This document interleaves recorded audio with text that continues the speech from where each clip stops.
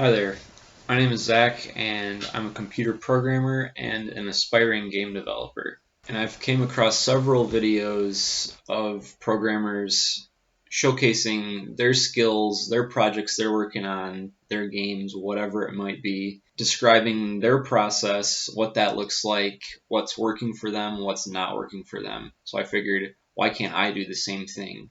A programmer in particular that I've been inspired by, his name is Raphael, and he's out of Montreal.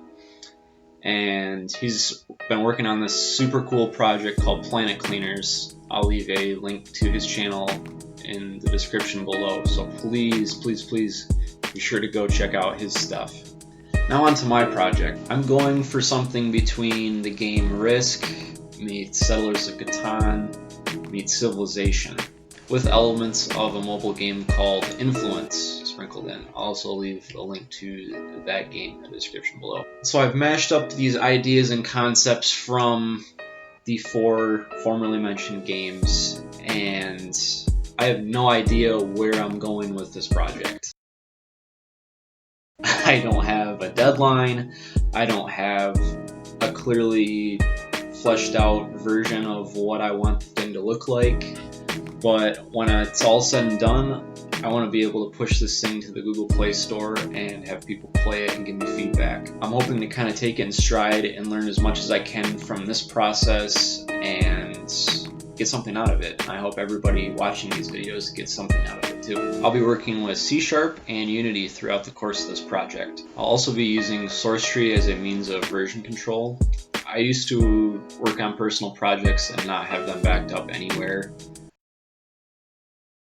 I used to use Google Drive, ironically enough, and I would just make a zip package of my version for a given day and then keep incrementing as I went. And before I knew it, I had tens and hundreds of folders and I couldn't keep anything square. What the hell was going on?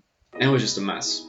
So if you're an aspiring programmer, game developer, I definitely encourage you to take some time and acclimate yourself with version control. It's going to save you a lot of headache in the long run, and you might think it's very intimidating, and I definitely thought it was, but there's definitely a lot of great resources on the internet and here on YouTube to acclimate yourself with source control. So over the past couple months, I've been bouncing ideas around in my head of what my next project's going to be. Nothing overly complicated or serious. I just wanted to come up with something fun and exciting for me that I could work on and play in my free time, bounce ideas off of others, and really have fun with the process. That being said, I've been working actively on the project for a couple weeks now, and I've been kind of spending some time really documenting, really jotting down notes of ideas I've got in my head of architecture-wise, how I want to set things up. Also, a little disclaimer, I am not by any means at all artistically gifted. So if these first couple videos are straight garbage trash as far as the aesthetics of my game thus far, that's why. There's been a lot of trial and error and kind of getting the scene set up the way I want them to and kind of building from there. So that being said, I think it's just about time to demo what I've got going so far. I've got my playing field, my grid generating currently. I've hard set the player 1 start position to be the first element in my 2D array, which is represented here by my grid. When I select the player block, you can see here that the player object outline starts lerping colors, and also the adjacent tiles or blocks to the player object also light up. So it kind of gives the player a visual indicator of the available tiles that they can move to. So when I select or attack an adjacent tile, it basically moves all of my available units other than one unit to that grid. And also when I select a block, you'll see in the upper left hand corner here kind of block 7, which is the position, the strength currently, and what team we're on. So I can go kind of anywhere on the map and take over or control blocks at will, so long as I have the strength number to do so. If I go and try and click a block that has 1 or 0, I can't select it because it doesn't make sense to let them attack.